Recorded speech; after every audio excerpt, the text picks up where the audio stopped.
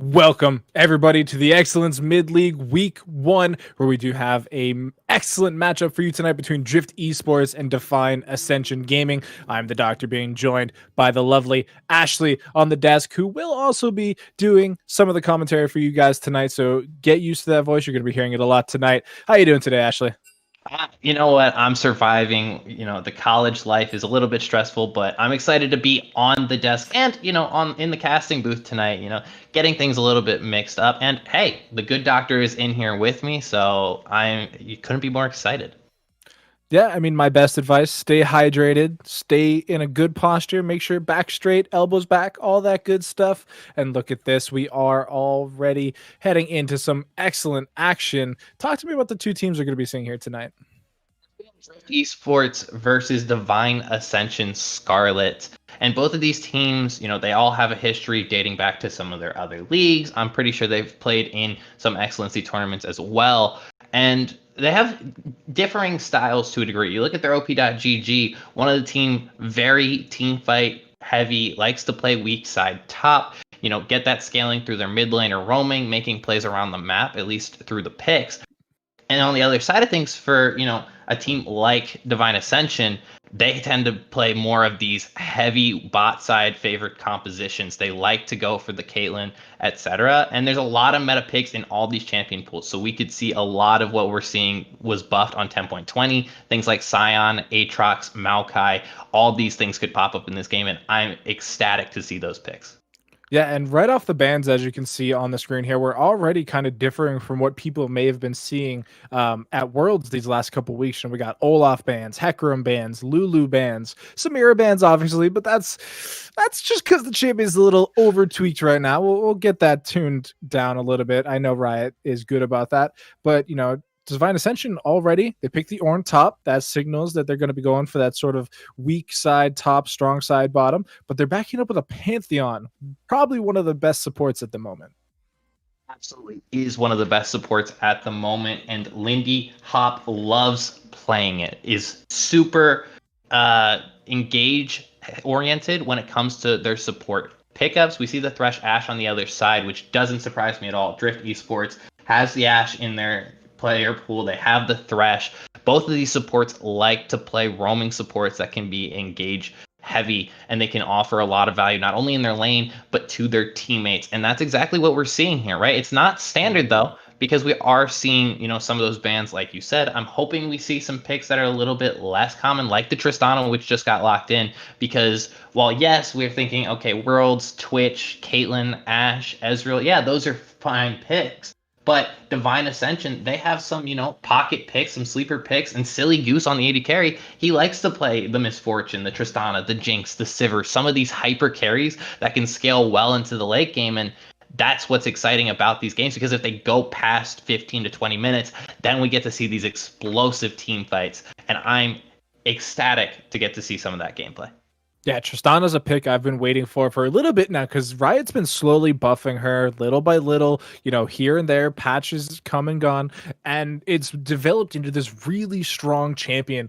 We've seen it being picked up as a counter almost, or like a soft counter to the Lucian mid. So that's always been good to see. And I do kind of like it here in place of what would traditionally be the Caitlyn pick, right? Like Caitlyn's received a couple nerfs. People aren't really feeling the champion at the moment. So Tristana slides right in, still has that long range, that hyper carry, damage come late game, and just absolutely melts towers. And as we come through this second half of our draft phase, we got mid laners and junglers on the chopping block. And look at this, Sejuani, the 80 carry chauffeur, if you will.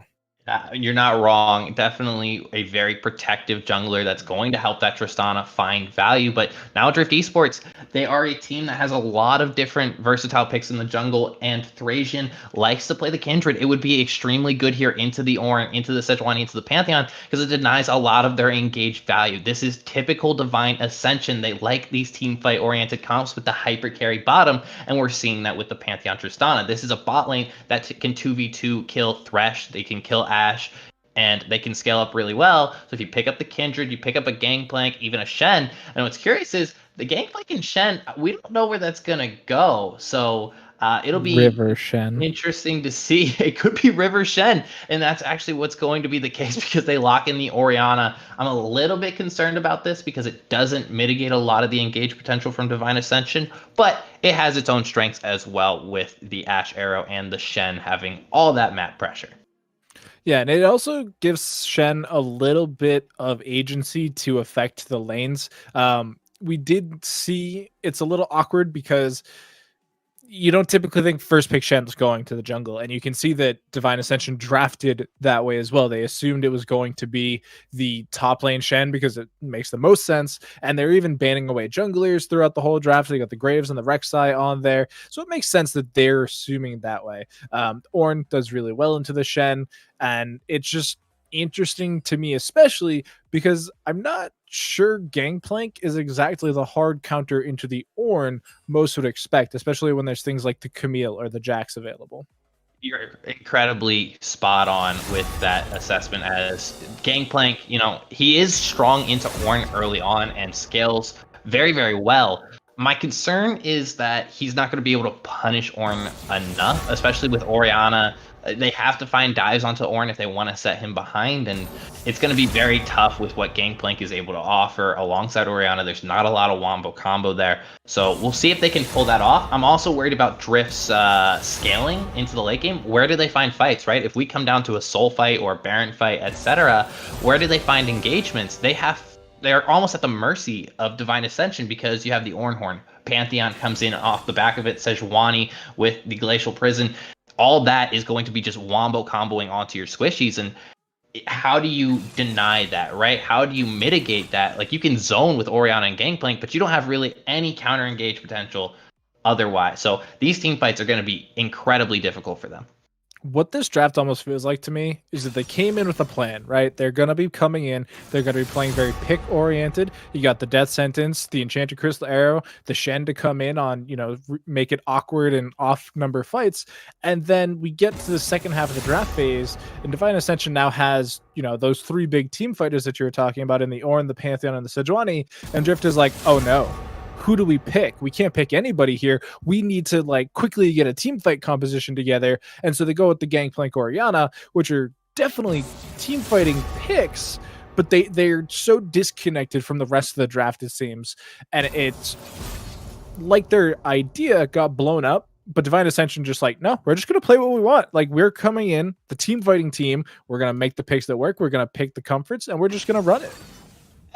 Ascension, they got what they wanted. Everything is in their hands now. Whereas Drift, like I said, they could have picked up a Kindred. They have a jungler that plays it, but they, I guess, maybe got, a little bit confused. They got a little bit hectic in their comms, and they came out with a composition that is, like you're saying, very all over the place.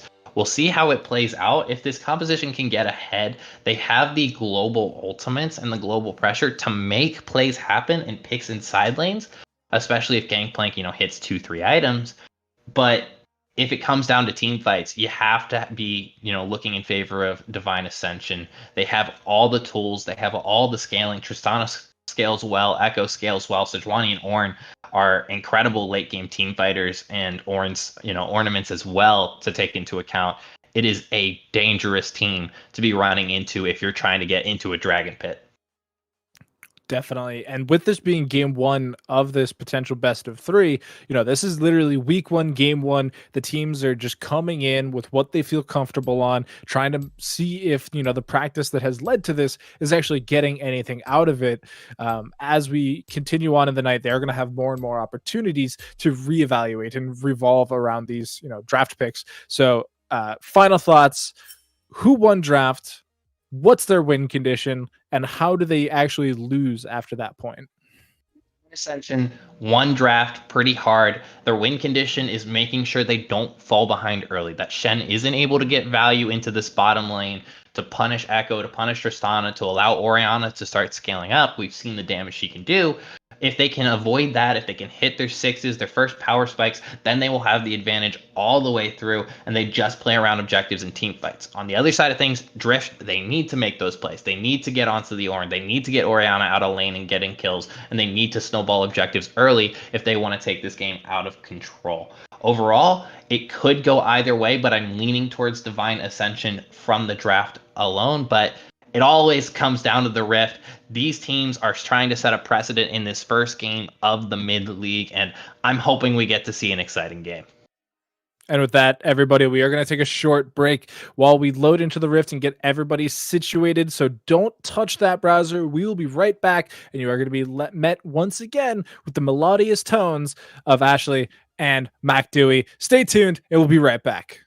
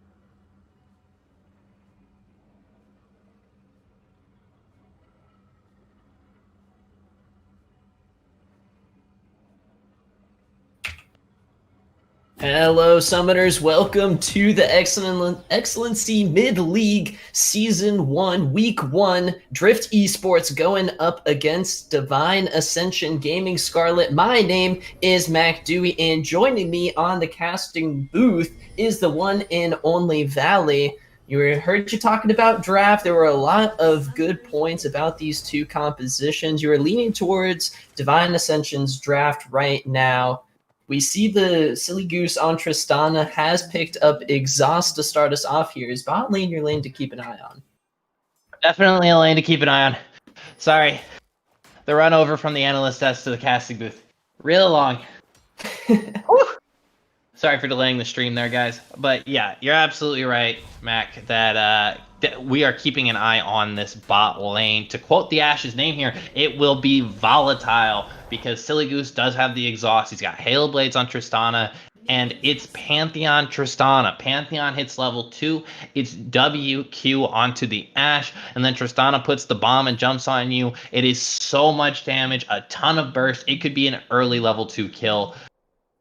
And it could not, if the Ashe and Thresh play it well, they could just make it out of lane just fine. But I'm hoping to see some action down here because Gangplank versus Ornn, kind of not the most exciting lane. Yeah, we do actually see a deep ward get put down there by Tay on the Echo, warding up that Raptors camp as Thrasian on the Shen and Bubble Bath Boy both starting on the top side of the map to get us started. We could see some serious action come level 3, not even maybe in the bot lane, but also over potentially that Scuttle Crab.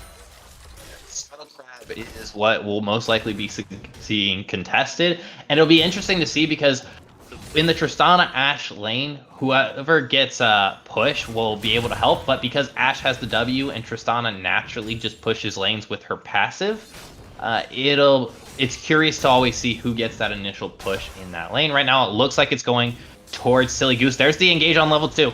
Oh, Rocket Jump coming in here, a solid flay, but Kraydog's gonna get sent down to about half HP. Really exactly the kind of trade we want to see come out of Silly Goose and Lindy.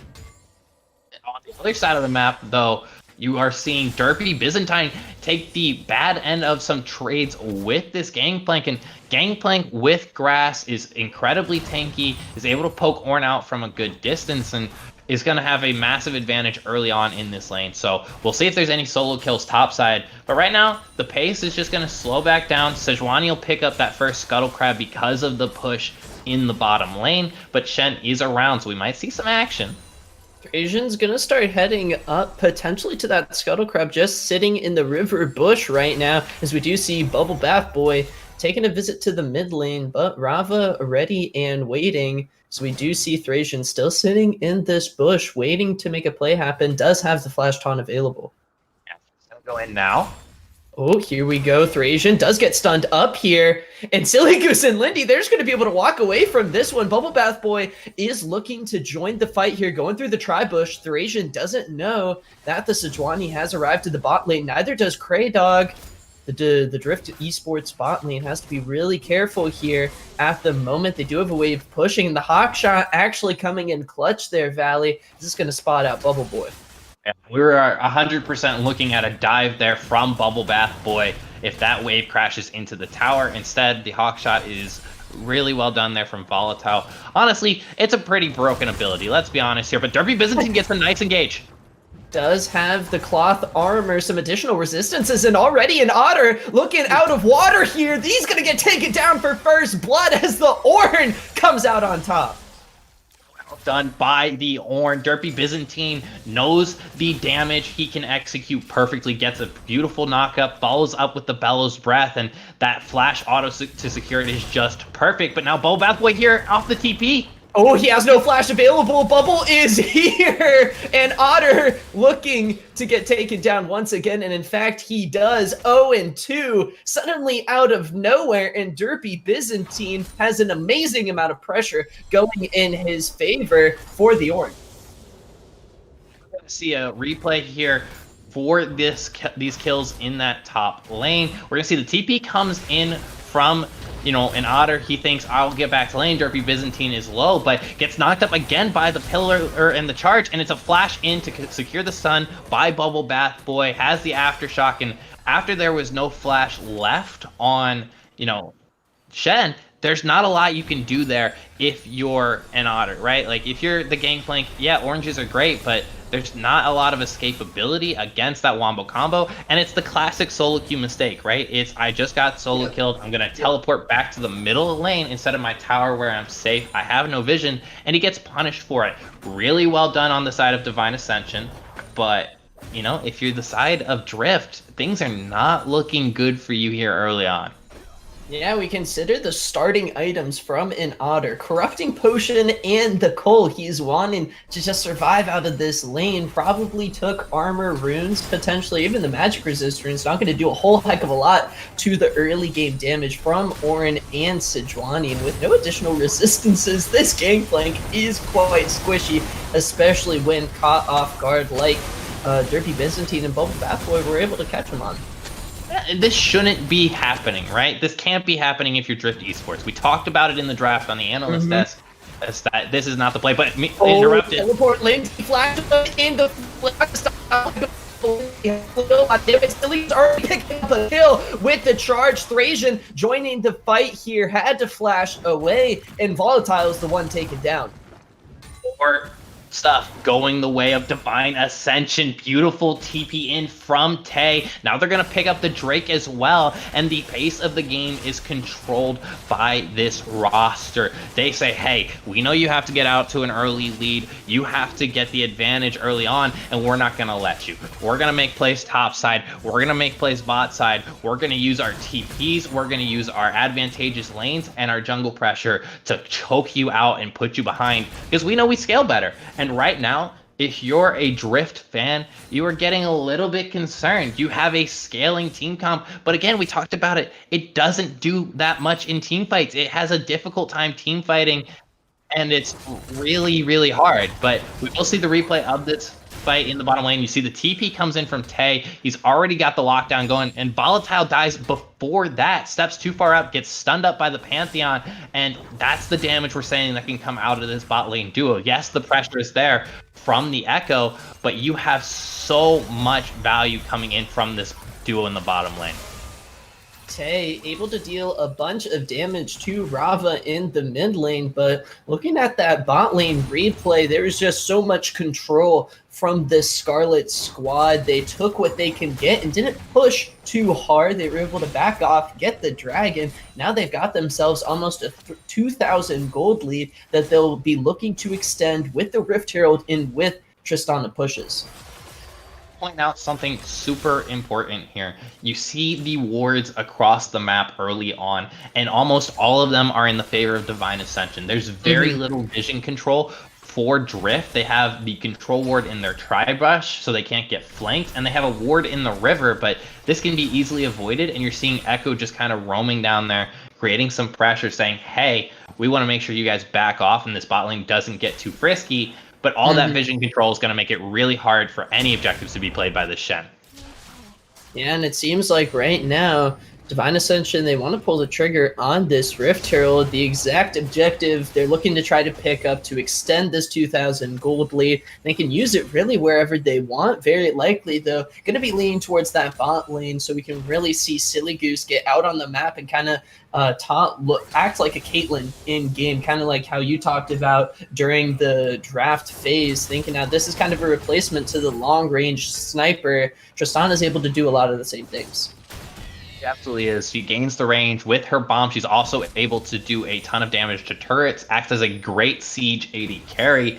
And something interesting to look at as we, start to get towards those first items is, okay, Shen's in, and Lantern, deflate, interrupting the rocket jump. Silly Goose looking silly in the bot lane. Gonna get taken down here with Ranger focus there from Volatile. Cleanly picking that one up. Flash was burned from Kraydog, and Silly Goose just didn't have an opportunity to get out of there, as an Otter is getting quite low in the top lane. Call the Forge God still available, not going to be used just yet, as Thracian caught out looking for a Scuttle Crab, gets hit by the Glacial Prison, and there is just no escape from 3 members of Divine Ascension. That's going to be a quick kill, answered right back. Was a beautiful lane gank set up by the Shen, and the Thresh turns into a 1-for-1 because Thracian sticks around for too long. He's grading for a Scuttle Crab. You're already behind. You can't be making plays like that. You don't have vision control. You don't have river control. I know it's the river Shen, quote unquote, but you have to be a little bit smarter than that. If you're Thracian, you just got value and you gave it right back. Yeah, and thinking about how both of these teams are going to be scaling into the late game, you have Derpy Byzantine on the Ornn, already level 9. And those are going to be some solid ornament upgrades that can just make this Tristana, I feel like, seemingly unkillable. I mean, surely you're going to be picking up a Locket of the Iron Solari somewhere for these heavy health tanks. And definitely will be seeing a Locket of Iron Solari. Probably 3rd item for Derpy Byzantine, just because it's so valuable in that 3rd item slot. Bubble the Boy is down in this bottom lane. He wants to get a Rift Herald off, but I don't think they have the wave to do it just quite yet. But like you mentioned, we are going to see those Ornn items come through. That's most likely why we're seeing the Serrated Dirk for the Pantheon. Is good with lethality. If he goes Dustblade, he can get an early Ornn item and scale very heavily, especially since you're probably going to see a delayed Ornn item in the mid lane, as Proto Belt, not really upgradable in that way. So Tay's not going to get his until he gets Rabadon's Death Cap, which is perfectly fine. You're probably looking at this bottom lane getting theirs first, and then we'll start to see the other ones come through. But on the other side of things, again, it's looking rough. Yes, you have Sheen on your gangplank, and he's able to do a little bit more damage, but still not, a full item compared to the completed Sunfire Cape.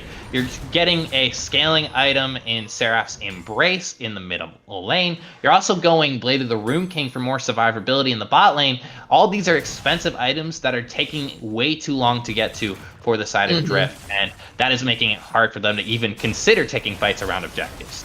The Cannon Barrage is available from Otter, but Drift Esports going to try to move over, put the pedal in the metal in the top lane, but Derby Byzantine, he's just going to be able to walk away. This Ornn is really not worried about too much in the current state of the game, as we do see Divine Ascension pick up their second Drake of the game. This is already 12.5 minutes into the game. This could be a really quick Infernal Soul, as Otter is going to start trading with Byzantine, not proccing the barrel just yet, kind of in an awkward position.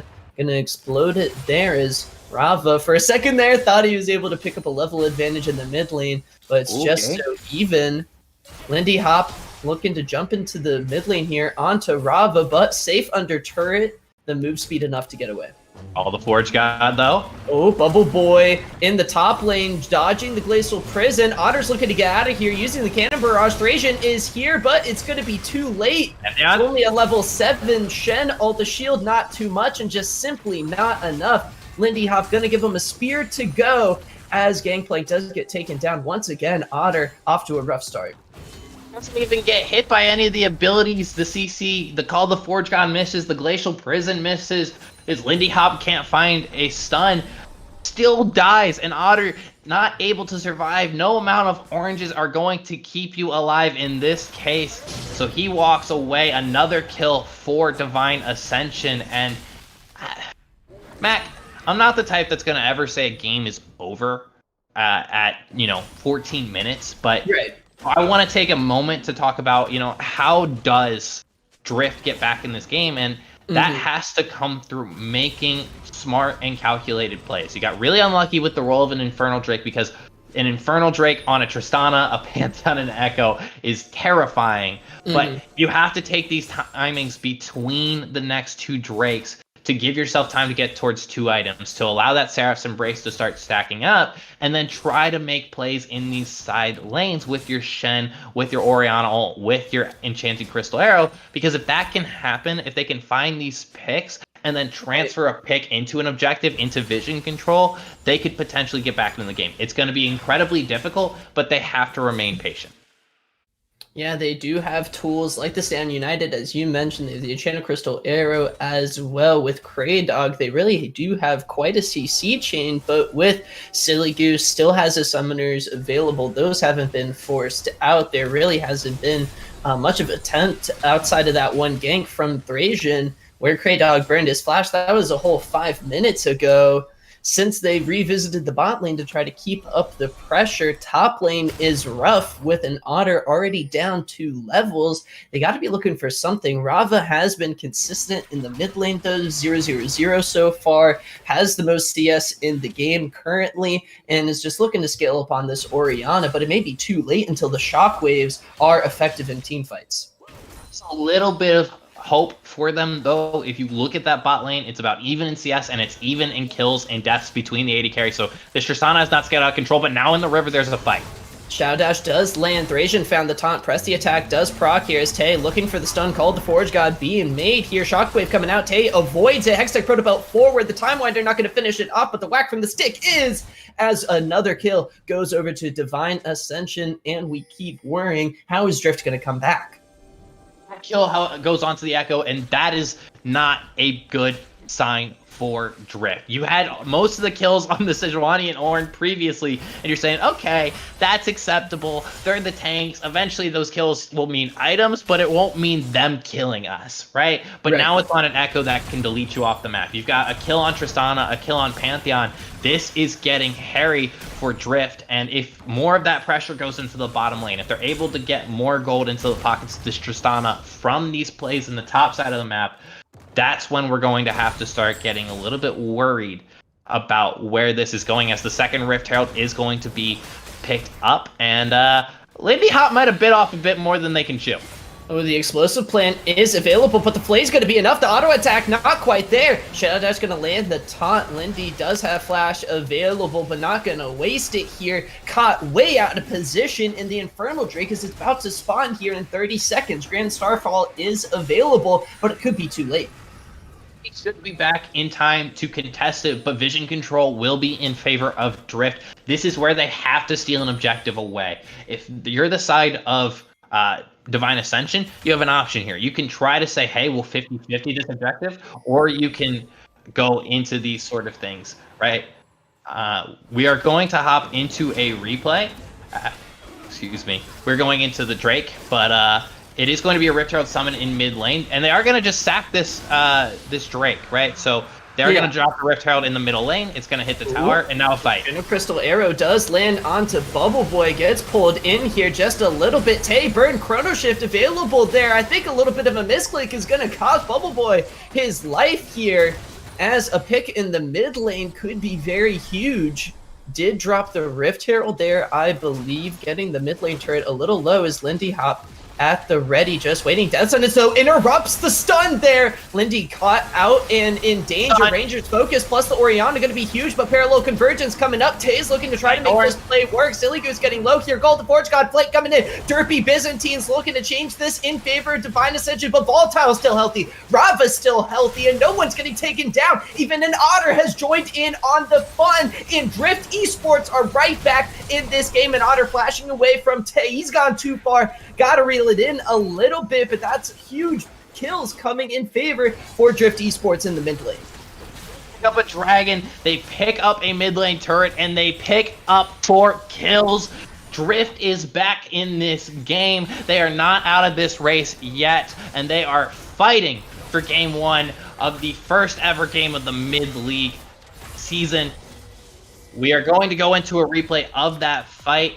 Hey, and we're going to see how this breaks down, right? We're going to start off on the Drake, and, I like the call from Divine Ascension to, give up the Drake, try to go for a tower, but they're a little bit late on the decision. The Rift Herald isn't strong enough to knock it down. Enchanted Crystal Arrow locks up the Sejuani, and while she's tanky, she can't get out yet. An early Chrono Shift has to be used, and now Tay is just walking away, has to sacrifice the jungler, and that's okay, right? That's a fine pick. You lost a little, but then they try to contest for this tower, and it's very split up, right? You see Lindy Hop goes in early with no support yet. Silly Goose isn't there. Tay isn't there. The Echo has no ultimate, and now it's going to be very, very difficult, even with the call of the Forge God on the flank, for them to come back into this fight. In the end, they overextend, they lose more, and we're going to see that it's shifted back in the favor of Drift. They're still not fully back in the game. They're behind in gold a little bit, but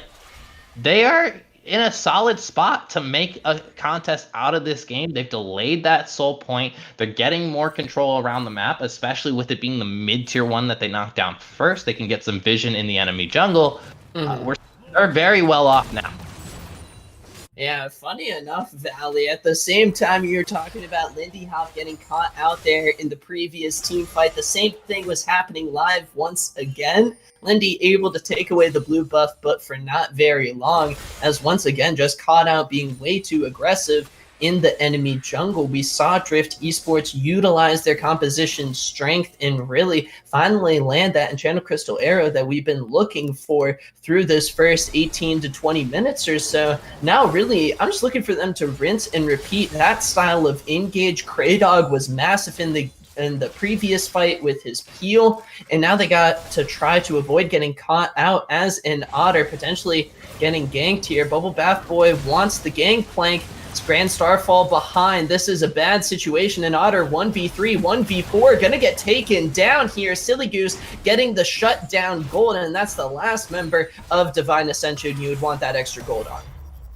It's not who you want to see that extra gold going on to, but you're gonna look at why is an Otter there, right? It's it's hard to watch that and be like, okay, well, he got caught out, right? That's just a good play from Divine Ascension. And yes, they punish it, but that is a big mistake from an Otter because you're playing weak side as this gangplank. You're supposed to be the person that's kind of pulling pressure. You're just absorbing waves, and you're not really creating your own pressure per se. But because the rest of your team isn't playing towards you on strong side, and they aren't, making plays onto the top tier 1, they aren't trying to push down the mid tier 2, then you are way too far up and creating too much pressure for your team to come and support you. And that is an easy place to get caught out on. We see an Otter falls, and now we're back to the point where it's going to be 30 seconds before this next Infernal, and this time we're going to see a full-fledged 5v5.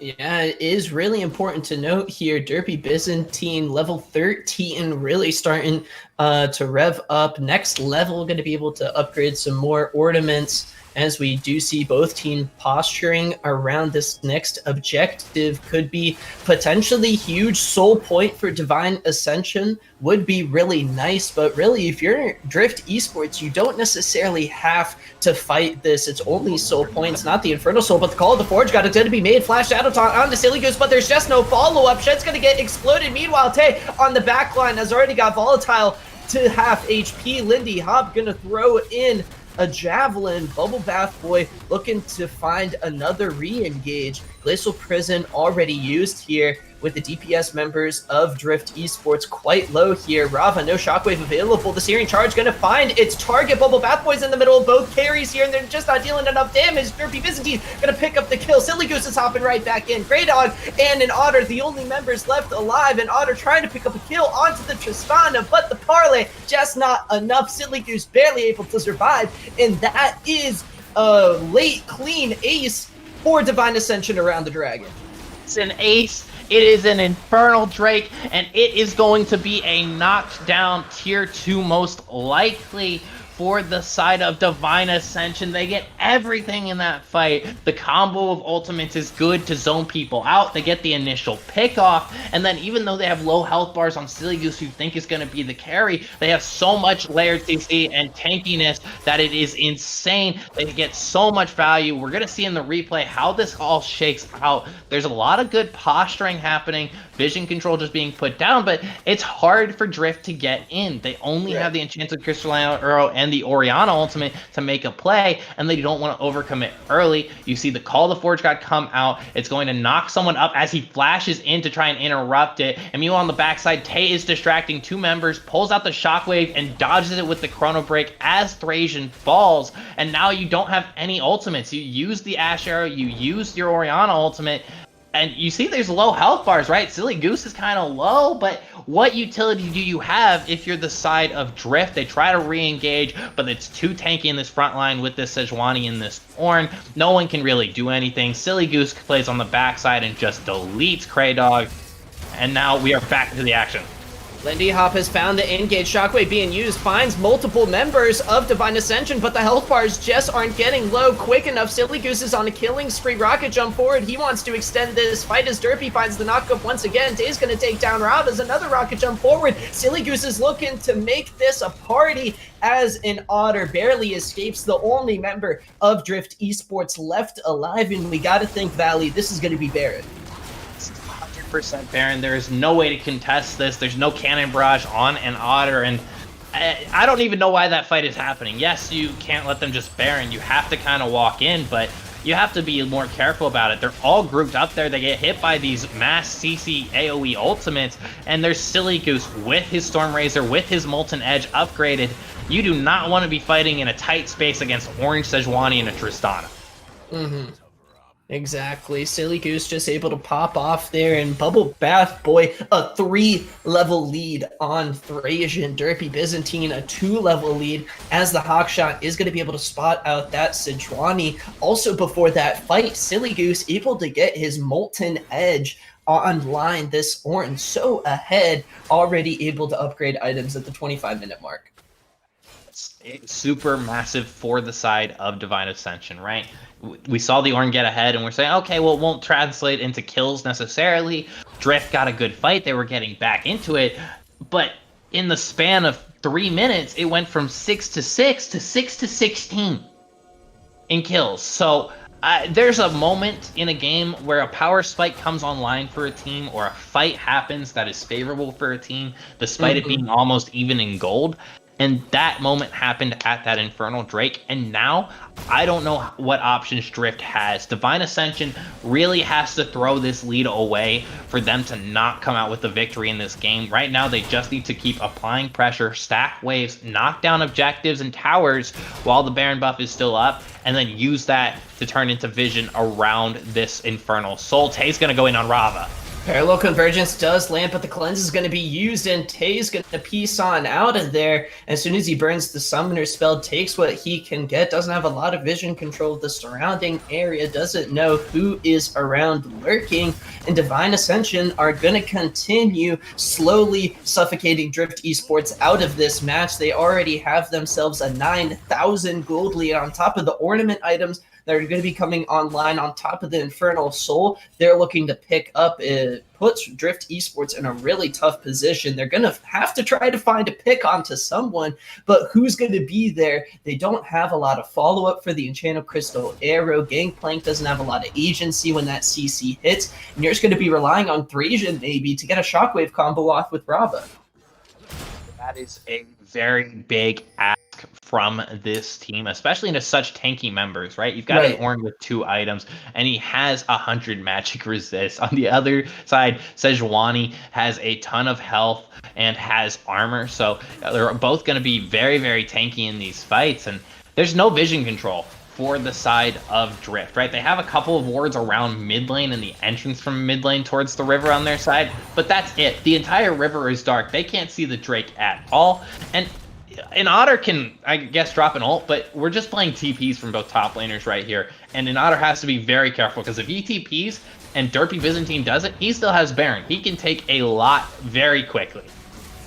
Infernal Drake has spawned. Silly Goose is going to pull aggro immediately. We do see 4 members of Drift Esports are looking to try to contest this objective, but the Drake, it looks like it's been pulled out here. Directed Camera wants us to keep eyes on the Pool Noodle fight in the top lane, as we do see the Sejuani is able to secure that Infernal Soul. Glacial Prison onto Cray Dog. He's getting CC'd up here. Thrasian quite low. Silly Goose forced to rocket jump away there. Everyone looks like just going to back off here, but importantly, the Infernal Soul secured for Divine Ascension.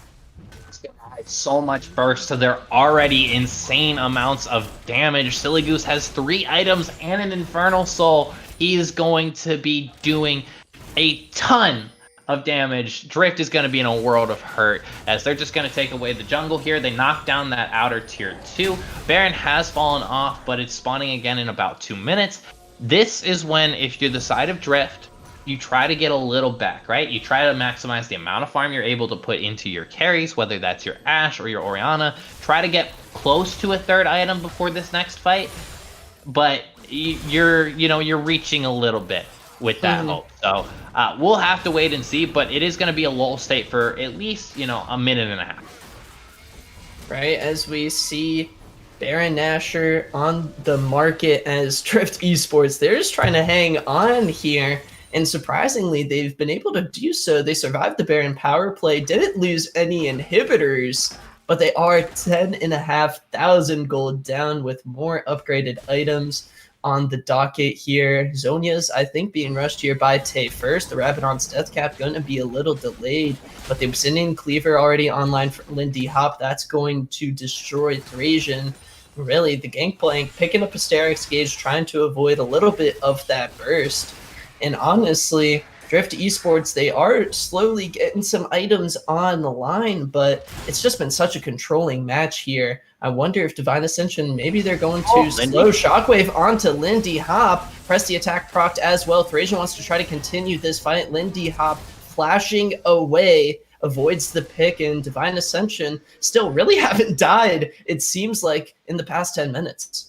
They absolutely haven't, and that's a beautiful idea from Drift. They need to find a pick like that, but they don't have the damage to do it. I mean, this is an Obsidian Cleaver Pantheon. He's not even that tanky. He just has a lot of health, but the shield is really good, and he's able to flash over the wall and survive long enough that they are going to be able to push in these waves, set up for this Baron, and one of two things is going to happen here, right? We're either going to see a fight as they pull off the Baron and Drift is going to get wiped, or they're going to try and stay on the Baron and Drift is able to find a pick off and maybe get lucky. But there's at least a hook to say, hey, I'm still here. Kraydog's still in the game.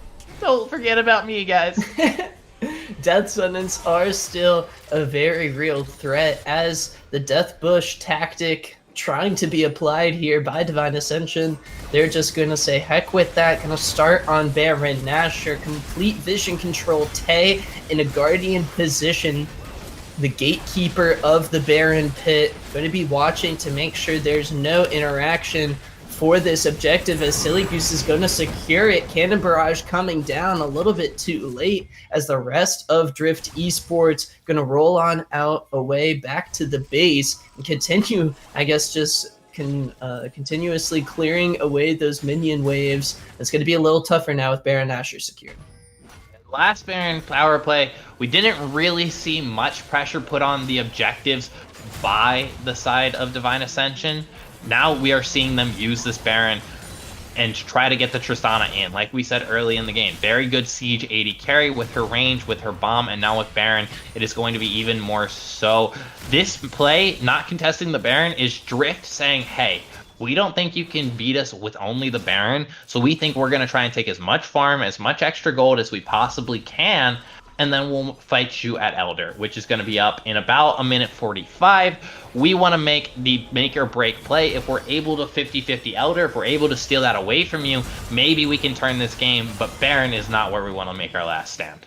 And we do see Bubble Bath Boys all the way on the bottom side of the map just now, starting to try to get some split push pressure as Thracian looking for the flank here, does have the Shadow Dash, Death Sentence into the Shockwave combo. That's going to be Tay absolutely obliterated as Robin is getting focused. Silly Goose still alive here, firing away, but the focus there from Volatile to take down his fellow ADC. Shutdown Gold going to the Ash, going to continue drilling into Derpy.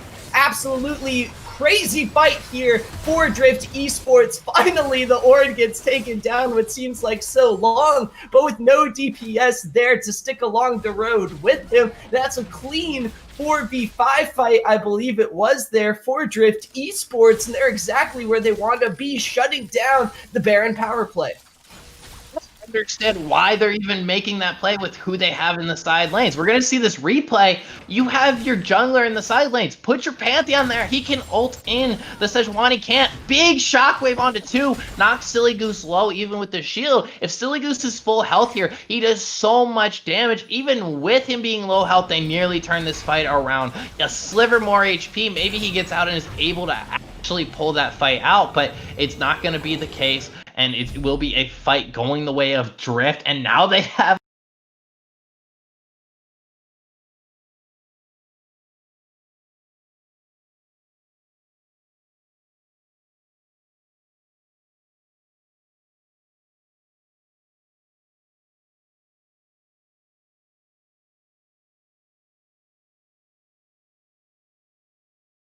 line. Here come the tanks, but they're not going to be able to do a whole lot here as Volatile and Rava are completely healthy there, and the Elder Drake has spawned here. Valley Drift Esports potentially here with the unbelievable comeback are still down quite a bit of gold, but picking up the Elder Drake is a huge momentum swing. Is a massive win for Drift. They get the vision control, they get the setup in the bush, and they get their wombo combo. Silly Goose and Lindy Hop are deleted off of the Rift way too early in the fight for them to even have an impact, and then it's just the tanks and an Echo, and that is not a fight you are ever going to win. Elder Drake secured. We have a game on our hands, Mac Dewey. With the Elder Drake online, they're going to have to wait a little bit for Baron Nashor to respawn here, but this is your time to get out on the map. Really continue to group up here, keep an Otter away from those solo lanes. That's not what has been working for you, but it's suddenly a shift to pace here. Now it's Drift Esports who got to put their foot on the gas pedal. They've been playing so passively here. They could find themselves overextending, I feel like, once again, like they were in the early game. It's definitely a momentum swing. How Drift Esports handles this momentum is crucial. And you'd think a team named Drift Esports with a card on their logo would know how to, monitor the momentum, but we'll have to wait and see, right? We saw that slight momentum swing early into the game, right? When they got a team fight in the mid lane, but that didn't work out for them afterwards. They got caught out in bad fights. They didn't have objective or vision control, and now we have to wait and see. They still don't have Baron, so it's not necessarily the greatest sieging pressure. They'll get a little bit of value in the side lane, but it's not like they have a Baron to knock down these turrets. And they also don't have vision control around that red side jungle. You still see several wards from the side of Divine Ascension just chilling there, not yet cleared. I'm hoping to see Drift Esports try to move over and get some pressure on that side of the map, as an Otter's got to be careful here in the split push position. Is a lot farther now in his build in this game, feeling a little bit better, the same level as Derpy Byzantine now after an entire 35 minutes of being behind this pesky Orin. Feels like an Otter finally in a position to start really playing the game after the rough early game. Rocket Jump expended really early here. Wonder if an Enchanted Crystal Arrow could come out. What's interesting here is that, one, like you said, an Otter is going to finally be doing damage as he builds towards that Essence Reaver. And two, if we look at the itemization, there's a fight. Ooh, Shockwave coming up big. Tay's gonna be deleted. The death sentence finishing him off as Golden Forge God is made. 9-1-1. We've got an emergency by the Wolves here. And Otter trying to do a little bit of damage here. Silly Goose, though, hopping around and popping off here. Gets hit by the taunt. Getting so low here. Gonna use the Buster Shot there to try to get some space here. Rocket Jump away again. Flying all over the place. Stays alive and comes up big. That's a 4 for 2 in favor of Divine Ascension.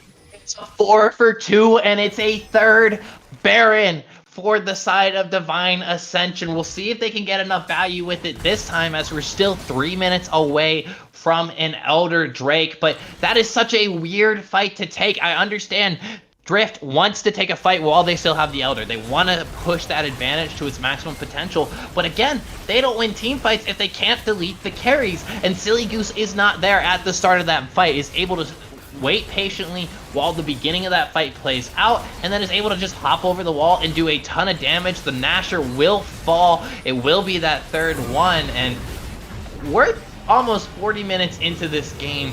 The gold differential is almost becoming non-consequential between these two teams. It all comes down to execution, and right now, it seems like both teams are a little bit nervous. They don't know exactly what they want to execute on. They're making a little bit mistakes, overextending a bit, putting the wrong people in side lanes. And whichever team slips up first right now at this Elder Drake fight coming up in 2 minutes, that is the team that will most likely lose this game. Yeah, and I do want to point out the last Baron power play we saw Bubble Bath Boy in the side lane, no TP or anything to really join the fight in the top side of the map. Tay burns teleport just to get to the Baron pit when only Thresh is alive, and he's going to be a lot less useful in the side lane as a potential split pusher, who I would think would be their top target to get out there. But we do see them setting up with Derpy Byzantine in the mid lane. Tay is with the rest of the team. Thrasian with another potential flank here, does Shadow Dash away. Tay finds a huge parallel convergence. Shockwave landing onto him, gonna Chrono Shift out of here. Silly Goose's Wild Turtle jumping into the base here. Lindy Hop in the backline, stopwatch to buy some time for the rest of the team. Tay so low here, but Silly Goose is healthy. Silly Goose is popping off. Silly Goose is jumping around here, finding one shot after another, and Otter finally taken down. A double kill for the Tristana. Silly Goose target focus onto Volatile. Knockup does miss from Derpy. He's gonna have to back off as Volatile with the Ranger's focus. Gonna start firing away, but it's not on the right target. Silly Goose still healthy here. Huge charge there from him. Prey Dog getting so low here. Rocket Jump from Silly Goose gonna finish off the game here. That is an ace for Divine Ascension, and it was a grueling 40-minute match, but after several Barons and an Elder Drake, they find a way to close it out around the enemy base there. They get the pick they're looking for, and they finish off Drift Esports.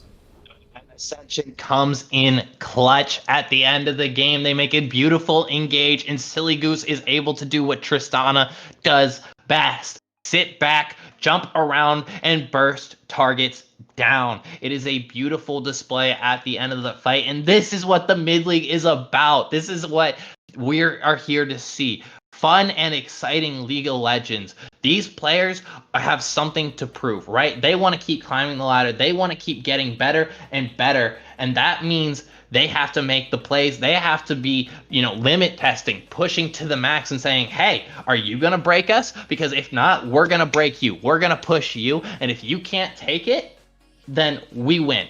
And we're going to get better, and you're just going to fall behind. And that game showed that both these teams want it. Their desire is there, and it is. I'm so excited for Game 2. I'm not going to lie. I am ecstatic over here.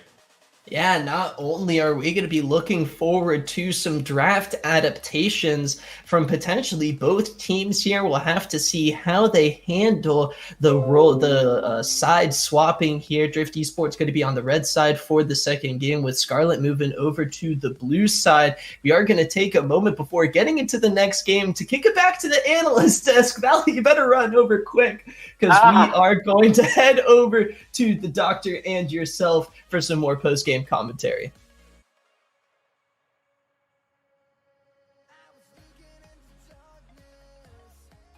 And so I do believe we are back here at the desk once again as the doctor and Ashley, bringing you the breakdown, the culmination, everything we just saw in a couple short minutes.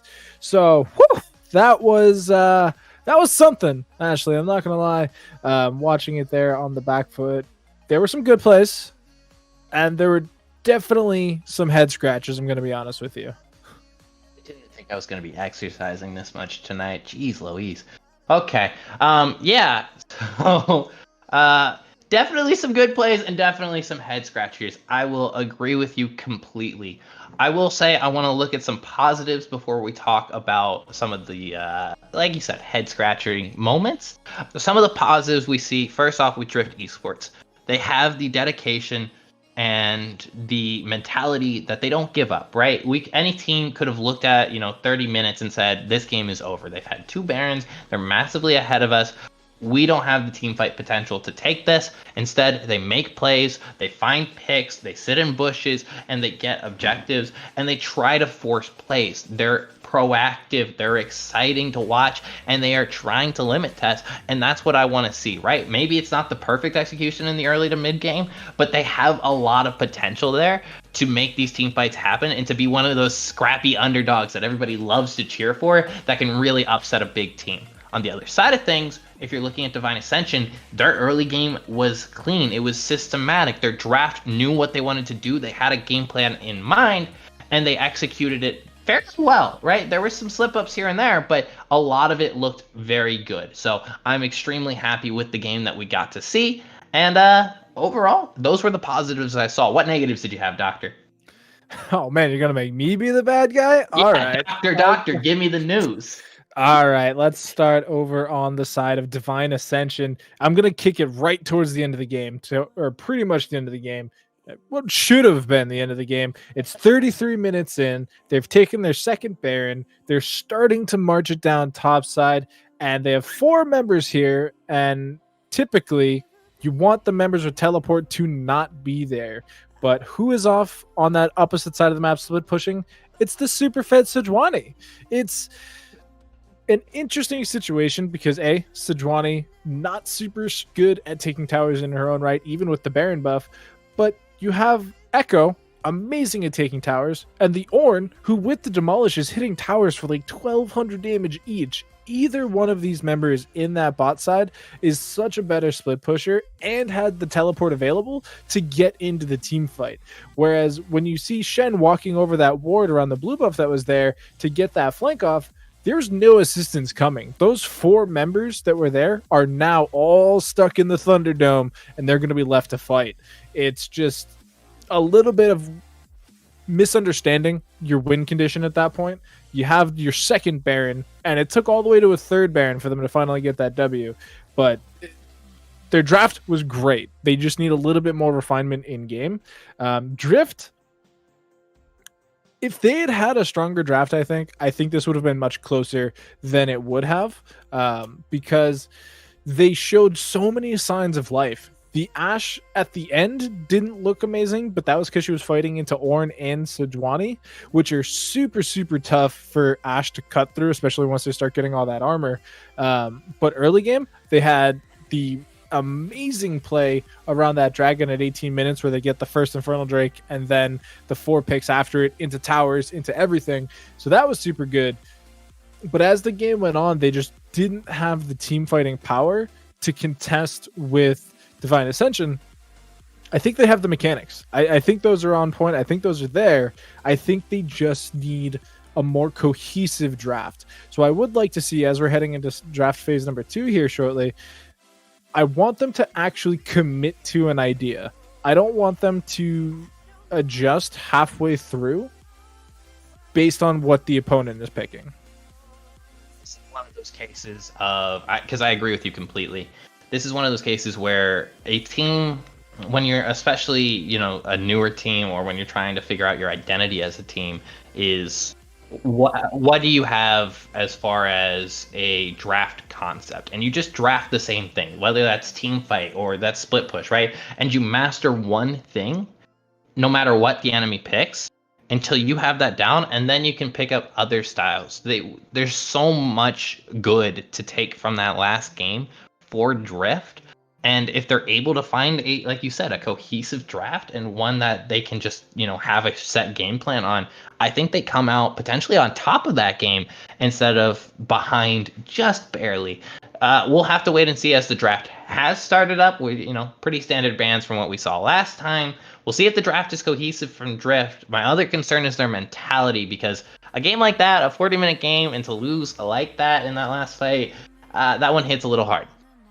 Yeah, that can be a little tough to shake off, especially since we're just running right into it. Right away, the draft bans are the same.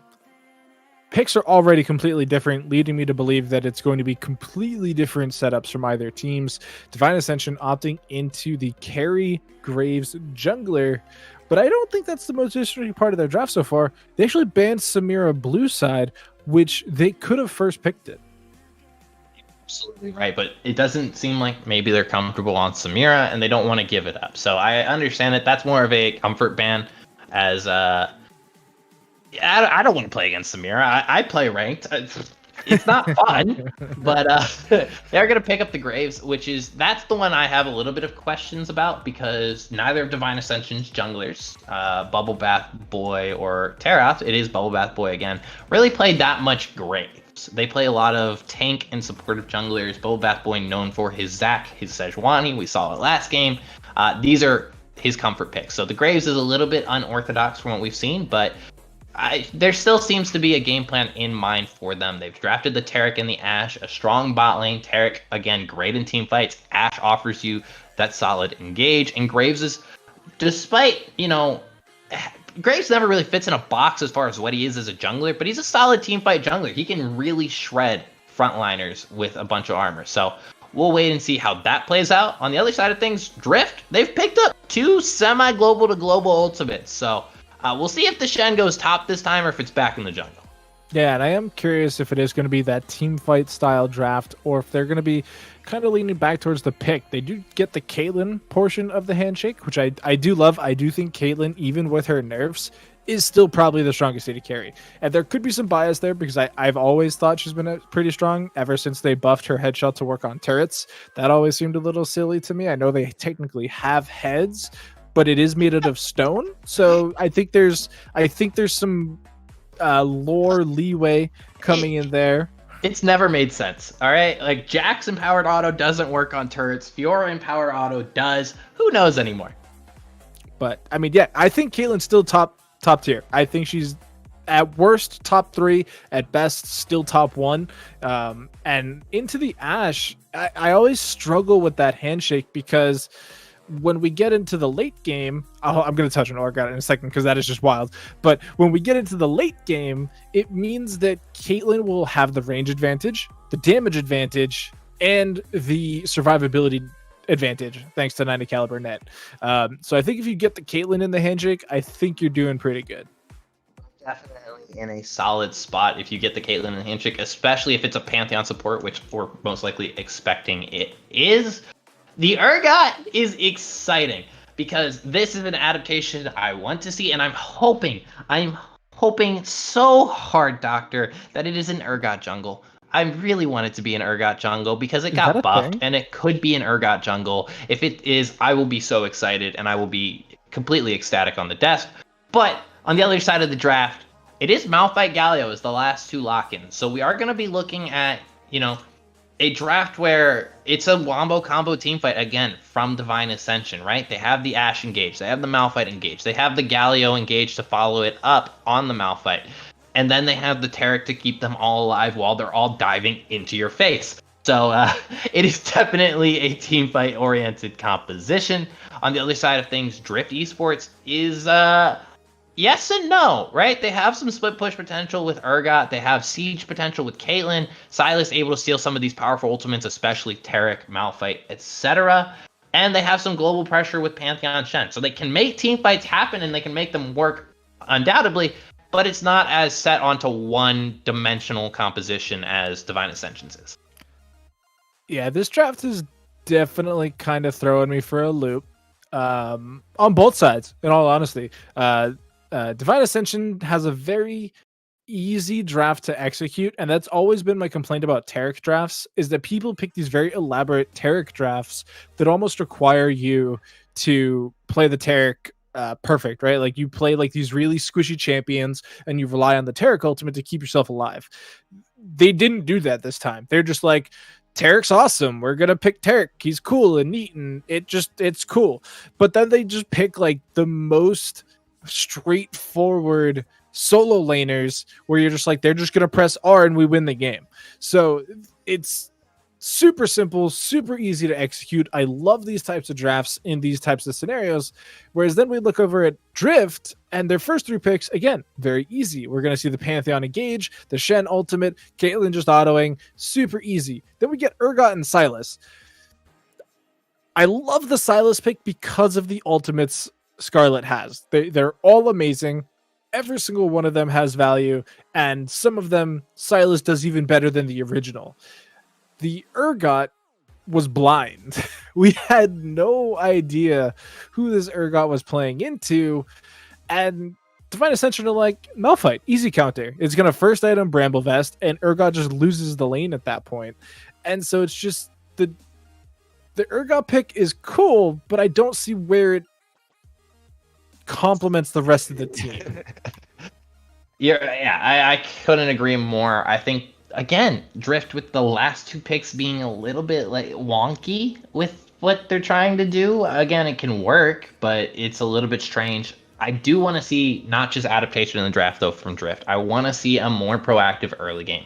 Shen needs to be in this bottom side. He needs to be making plays with the Caitlyn and the Pantheon, because if he does, before Taric hits 6, before Taric is able to keep them alive, then Caitlyn can do what she needs to do in order to scale out of control. Because if Caitlyn gets plates in lane, it doesn't matter if Caitlyn gets kills. If Caitlyn goes 0-0-0 in the lane, but is able to get 3-4 plates, then Caitlyn is scaling and is going to mitigate a lot of her 1 to 2 item fall off that she has, because she's really strong before 1 to 2 items, and then she's okay at 1 to 2 items if she's ahead, but if she's even, not so much. And then she hits 3-4 items and she's insanely strong. So if she's able to get kills, plates, etc., then she can scale out of control and she can carry this game. I was impressed with how Volatile played in the last game on the Ashe. I think he looked really good on it. I just don't think he had too much opportunity to really show off into such a beefy front line for the side of Divine Ascension. Yeah, and I don't think we're going to have that same issue. I do like the Pantheon steal away because of how strong it was for Divine Ascension. I think if they had maybe an Enchanter support like a Lux or a Morgana even, it would be lights out. That lane is won because Taric can't do anything into either of those, and you just explode people as the Enchanter Caitlyn combo. I think Pantheon does do some of the same things, and he is a very strong pick, but there's room to mess up here. There's room to accidentally get dazzled into Enchanted Crystal Arrowed into 8 billion damage. So I think the Caitlyn is a very strong pick. I think it has the tools. I would love to see it pop off, but I think we're going to have to figure out how some things work and how the rest of the game works. And so, final thoughts. It's going to be very similar questions. Who lost the draft, and how do they actually win the game? All right. So again, I think draft was won by Divine Ascension. They got everything they wanted in draft, right? It feels like nothing was ever really denied to them. They have the same team fight, scale, engage composition that seems to be their bread and butter. So they have exactly what they want. They have dive potential, they have roam potential, they have early, mid, and late game potential, and they have objective control. So I think they got exactly what they wanted. Do they win the game? Is a different question, right? I think if they're able to make these team fights happen, if they're able to get 6, 1 item, and they're able to make their wombo combos work, then it's really hard to deny them. However, if on the other side of things, they aren't able to get an early game going, and Drift is able to get this Caitlyn ahead, get her scaling, and Silas is able to consistently steal either a Galio ult or a Taric ultimate, then these fights become a lot more difficult. Yes, Urgot might lose lane, but he's still going to be strong in team fights if he doesn't fall behind. So you're looking at a team fight versus team fight composition that is really predicated on how this early game goes and how Silas plays for the Drift side of things. Yeah, the only way I've ever seen a Silas lose in the last like 3 patches is if the enemy AD carry builds a second item, Executioner's Calling. Without that, Silas just runs away. But with that thought in your brain, remember, it's only 800 gold. We are going to be kicking it to a short break. So once again, do not touch that dial. We will be right back with Divine Ascension Scarlet versus Drift Esports for game number 2 of the first ever week of Excellence Mid-League. We'll be right back.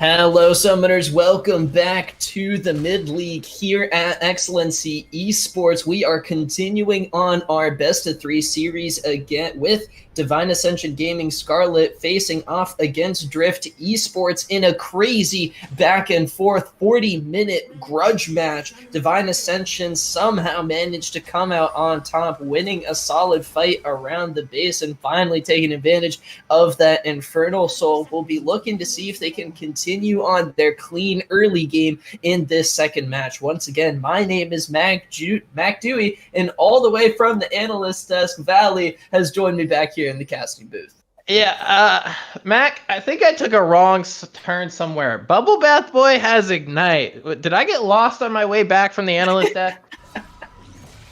What is going on? With Predator as well, I think is worth mentioning. A separate strategy from the normal Aftershock Galio. It does have merit with the additional move speed and not being able to flash taunt anymore. I wonder, though, if the more squishy build will be taken advantage of in the early game. Thrasian, once again on the Shen jungle, wasn't crazy aggressive in the early game. I think could maybe look for some better flash taunts here. We'll have to wait and see about how this early game plays out. I don't really expect Tay to get punished too heavily by Rava. You know, Kingslayer's a great ability and all, but Silas early game, not the greatest. Typically not the strongest. And Galio is, look, all you need to know about Galio, and this is from a Challenger Galio player, by the way, is push and roam. That's all we're going to see from Tay. He's just going to push the wave, and he's going to leave lane. That's the entire thing. They're probably going to look to dive top side, or if they get to 6 on that bot lane, they'll dive bottom side with that Cosmic Radiance. So I don't expect too much 1v1 action in the middle lane.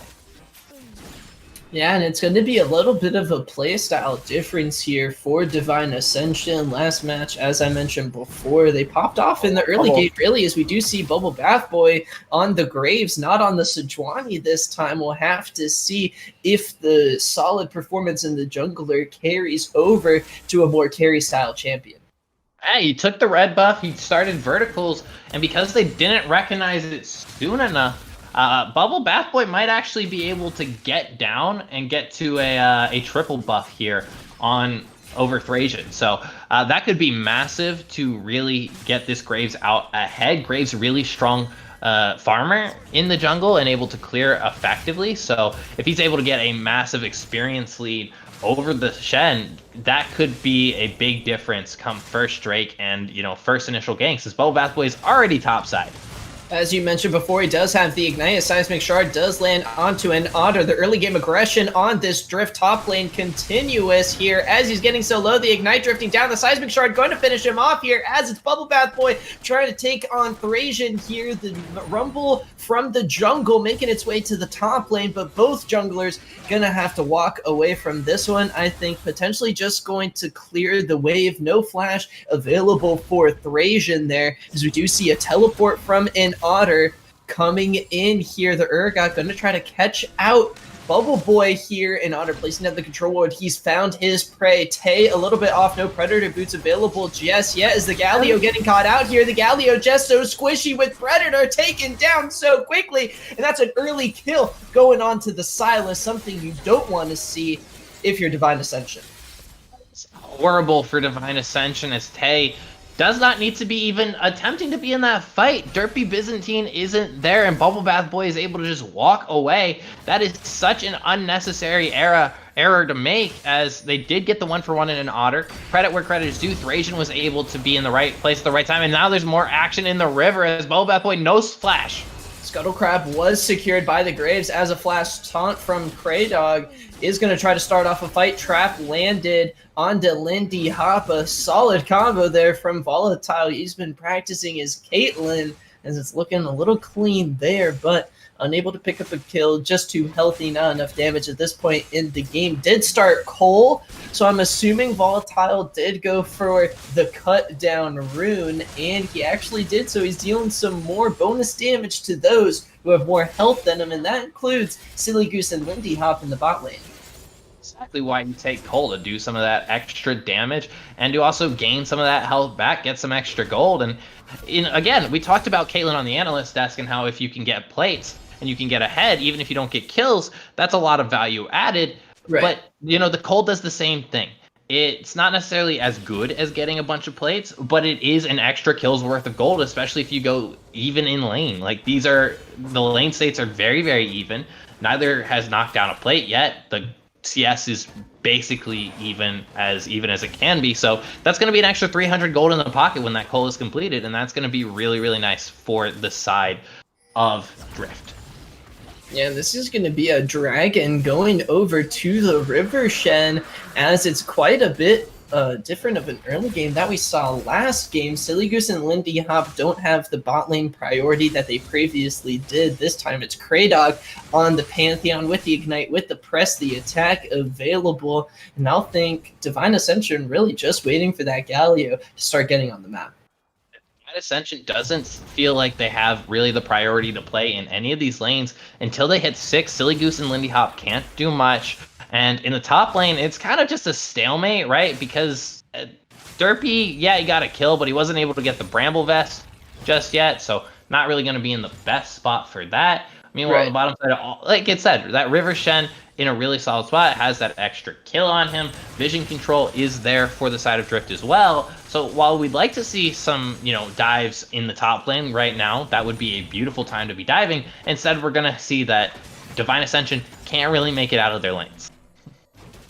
Yeah, and at this point in the game, Rava already down a little bit of CS, but for the most part, the lanes are looking pretty even. I'll be looking for Bubble Bath Boy to really start extending and looking for a lead on this Graves. Really, I think, in my experience, a better power farmer than the Shen, especially when no Tiamat is picked up. Valley, what do you think? Shen, pretty solid farmer, but like you said, Bubble Bath Boy in the Graves is going to be a better power farmer. He is, however, going to get pushed a little bit off his blue buff, as there might be a fight in this top river. It really depends. We're not getting to watch it, though. Directed camera doesn't want to take us up there. So instead, we're just going to watch Silly Goose and Lindy Hop poke out Volatile and Kraydog. And you know what? This is just as interesting. Kraydog goes in with the engage. Does land the shield, fall at the traps, zoning Lindy Hop off, but he's able to walk around there close to the wall and pull that play off there, avoids the trap. Solid effort there from Volatile, just a little bit off. Gave Lindy Hop a little too much room there to get out, as Derpy Byzantine is going to get quite a bad trade in his favor. And Otter trying to get some top lane pressure, but feeling a lot better than he was last game on the Gangplank. Still don't know who got the blue buff, though. That's my issue. All right, Mac? I don't know who got the blue buff, and I'm upset about it.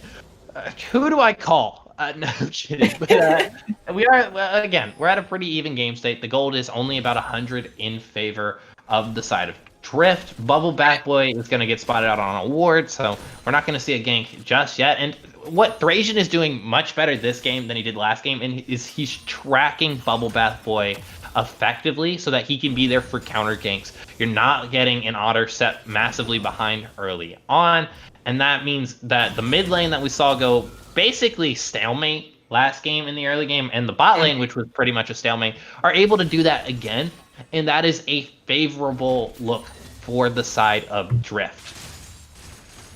Yeah, and at the moment, we do see Thracian making his way up to the top lane, does have Stand United available, going to use it onto Rava, looking to potentially dash back in. The Shadow Dash does miss the taunt from the Shield of Duran, though, does land. Tay finding a lot of CC. Thracian just getting so low. Rava just going to try to run away. The Ignite, not enough. Thracian able to walk away, and no kills going over to Drift Esports. Ladies and gentlemen, don't take Ignite on Graves in the jungle. It's not that good. I've seen people take it before, and I understand the concept behind it, but it doesn't really help you secure that many kills unless you're able to get like a ton of damage off. And in that case, yes, Thracian walks out with 1 HP, but Flash is just more consistent and more useful. Heck, if you want to go something that's not Flash, you could go Teleport. I think that would be very useful on a jungler, but I don't think Ignite is ever the play here. And at the moment, we do see Divine Ascension grouping around this Rift Herald. That's going to be the top pressure there for them. That's going to be the mid pressure off of that previous gank, making a play happen around the Rift Herald, getting a big objective for themselves, and they have an opportunity to potentially open up one of these lanes. I would expect to see this probably dropped in top or mid. Not a lot of reason to drop it in the bottom lane, as again, it's an Ashe lane. We're gonna see, them just spamming W's and staying alive against this Caitlyn, trying to deny plate gold. Something interesting to note here is we're gonna see a little bit different build from Silly Goose on the Ashe as compared to Volatile last game. Volatile went for the Blade of the Rune King for more survivability. But because you don't feel like there's as much engaged potential as Robin does miss the chains, you feel a little bit safer to go Essence Reaver. And I think Essence Reaver is a really strong build on Ashe right now. Rift Arrow going to be dropped here. Shadow Dodge in, plus Grey Dog trying to find a kill here. There's the Fear Beyond Death, finding the Fear, but the Cosmic Radiance coming in. Lindy Hop going to be safe for just a little bit as Derpy Byzantine coming in, looking for potential engage. Here comes the Agenda Crystal Arrow from downtown Valley with the Unstoppable Force. That is going to be a quick kill onto an Otter, but the Shadow Dash once again going through, hitting 3 members, but that's another kill going over to Dwayne The Rock. Volatile coming in, trying to fix things here for the side of Drift Esports, but that's going to be a 2-for-1 going over to Divine Ascension. Well played by Divine Ascension to come back in on the other side. Lindy Hop's Cosmic Radiance only finds themselves, but it's still enough for them to find the engage. Silly Goose hits the beautiful Enchanted Crystal Arrow. They're able to get 2 back after Bubble Bath Boy falls in that engage, and it looked really good for Drift for a while as Redbow's going to get stolen away. Bubble Bath Boy's just got to get it hit on all cylinders here. He's not having a good time game 2. It is a Drake up, and vision control is in the favor of Drift. This is where they get to make a statement, right? Because we're probably going to see this contested based on the pings we're seeing come down as there's the TPN. Now we get to see Drift get a say. Grey Dog wants to try to start off this fight, but here comes Tay, a huge taunt landing onto an Otter. Grey Dog already taken down so quickly, collateral damage there, missing just a little bit. Rava not ready to get taken down just yet. Doesn't have flash or ultimate available. Volatile trying to deal some damage over the wall. Explosive plant over. Thrasian wanting to try to get a chance to steal that Drake, but just comes up a little short. That's another objective going over to Divine Ascension. I was super excited for what Drift has been able to do in this game. They've stayed a lot closer as far as their lane states and as far as the game goes, but something they're still weak on. Even though they have vision control there, they're still weak on how they want to play these team fights. And it goes beyond just what we've seen from both the Pantheons in this series. It goes into how you play front to back. Every time we've seen Drift in a team fight that's not them bush cheesing is going to be them just falling apart. So we're going to see this in the replay, right?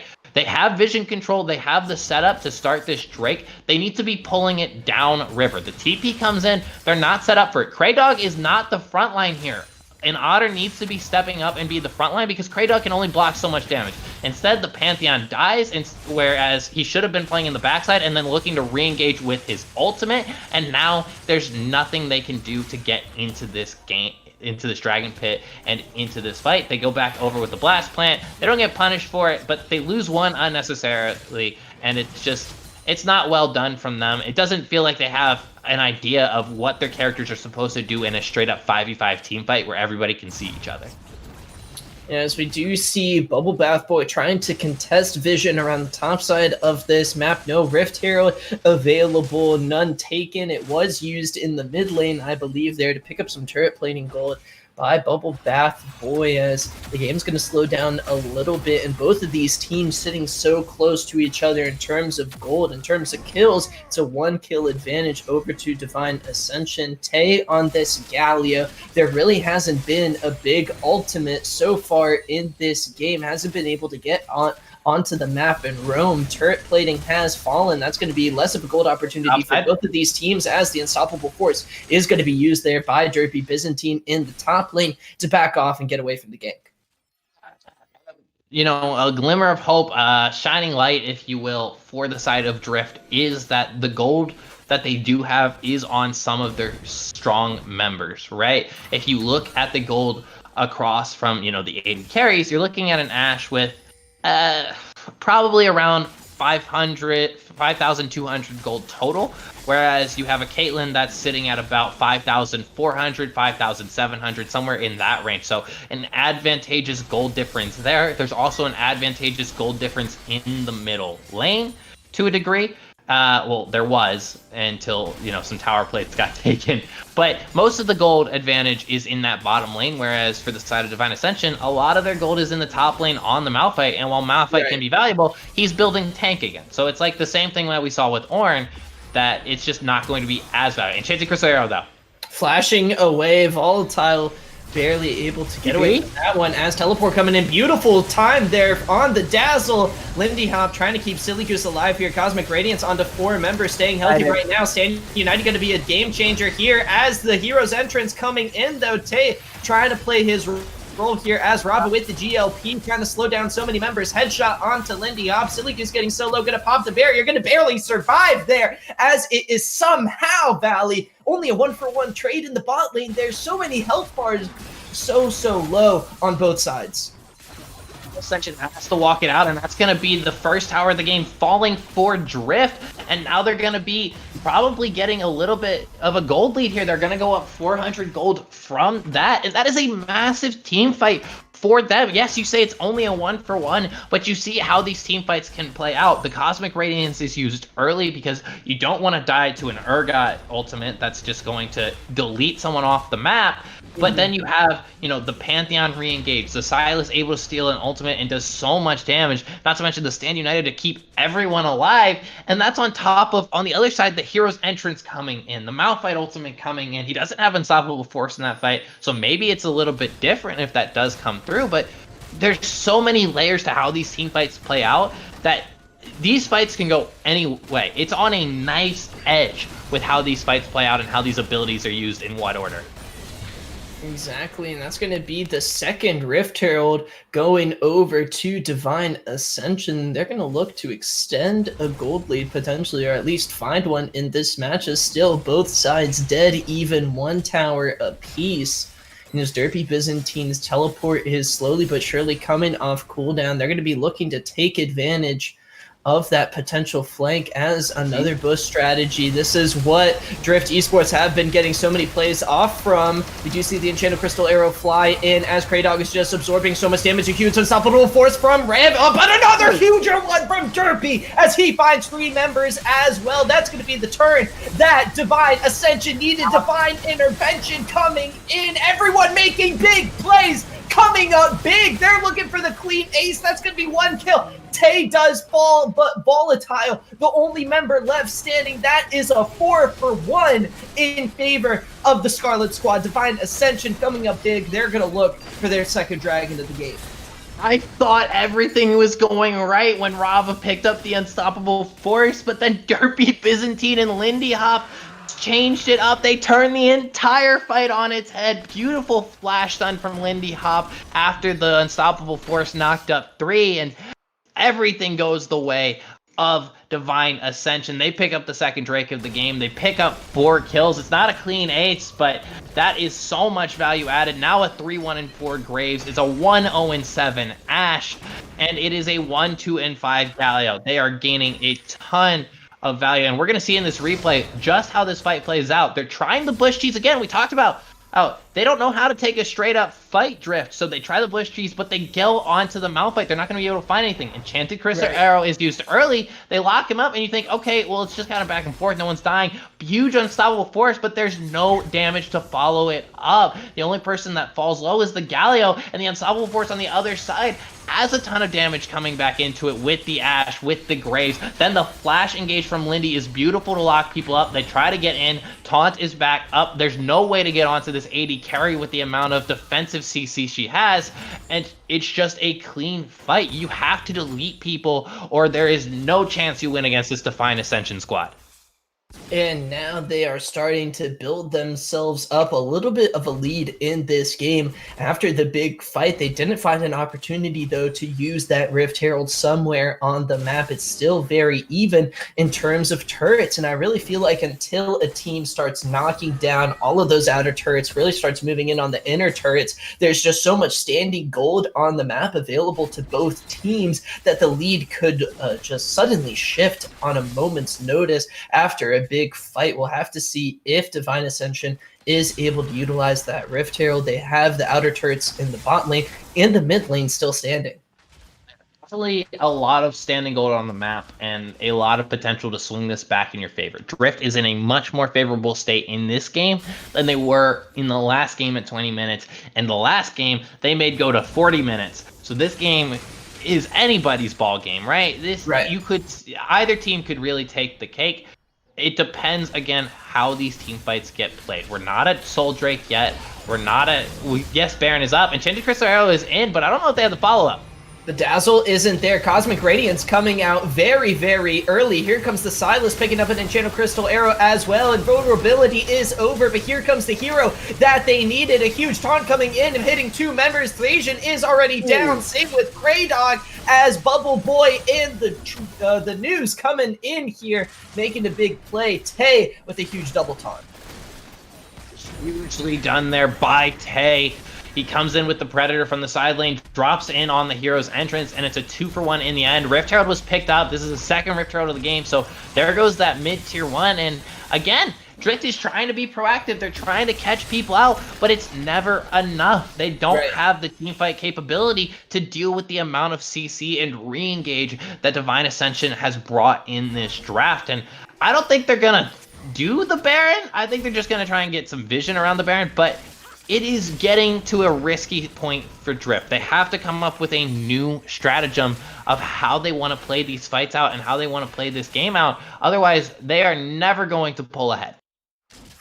And at this moment, now suddenly here come the turrets getting knocked down in favor of Divine Ascension. They find themselves with an almost 3k gold lead and already some level advantages starting to come out in the top lane and in the jungle, just like last game. And you've got yourself some real heavy playmakers once again for Derpy, for Bubble Bath Boy. And it feels like Tay in these past 2 fights has had some excellent ultimates. They've been very reactive and just so punishing onto Drift Esports, who have been trying to make plays, but just haven't been finding the damage they need to quickly burst down a target and then be able to get out.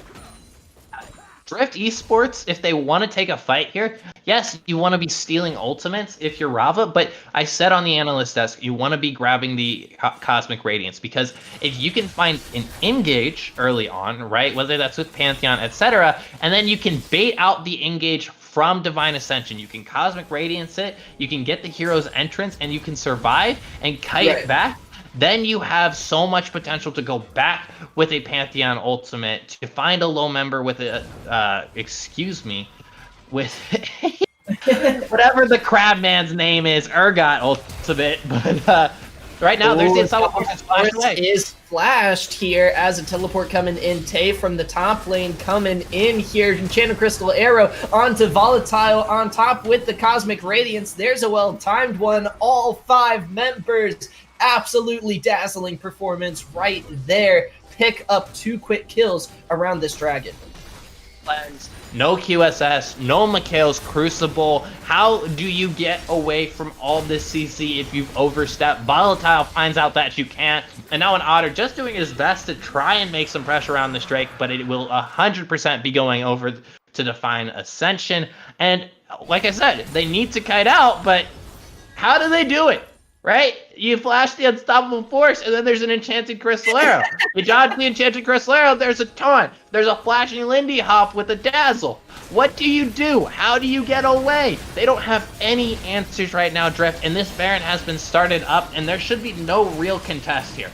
And Otter does have Flash available. The rest of the team is joining Grand Starfall, potentially available onto all 4 members here. Tay trying to be in a reactive position. Unstoppable Force taken by Rava. Does not have Flash available. Stand United coming in, and Otter may look for this engage. Unstoppable Force. Rava at the ready, maybe onto the back line. There's 2 members absolutely caught out here. Lindy Hop and Silly Goose are going to be quickly taken down, and that's 2 incredibly important picks here, as we do see all 5 members of Drift Esports are ready for the Baron. They're focusing down Nasher, but an Otter left to the Wolves here, potentially getting a little low here, getting below half health here.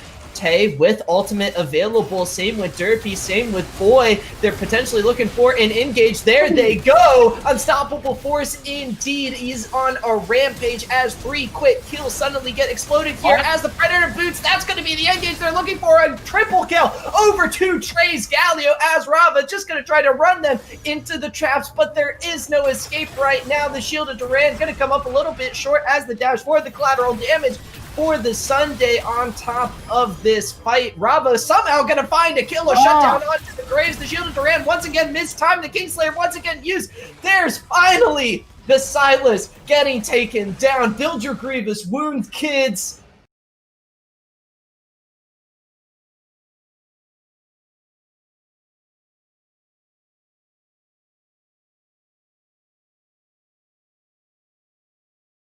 First Baron call coming out from Divine Ascension. I thought that they had the death timers long enough that they could do it. I was wrong. You're going to see that it's going to just fall apart for them around this Baron as they leash it up. They try to Enchanted Crystal Arrow in, but they have no Cosmic Radiance. So this is a beautiful pickup from the Silas to get the Unstoppable Force. They find an engage onto 2. Instant deletion onto the Ashe, and then Lindy Hop will fall soon after. And now we're back on the Baron, right? We think, okay, we've got 5 members up, they've got 3, but now we don't have any options to engage onto them, and they have a wombo combo. So you have to spread out. You just leave the Baron. They can't take the Baron, you can't take the Baron. Instead, Drift stays around to get knocked down by Derpy Byzantine. A beautiful hero's entrance again from Tay to find a double kill. He ends up finding a triple as the taunt lands onto the Caitlyn, and somehow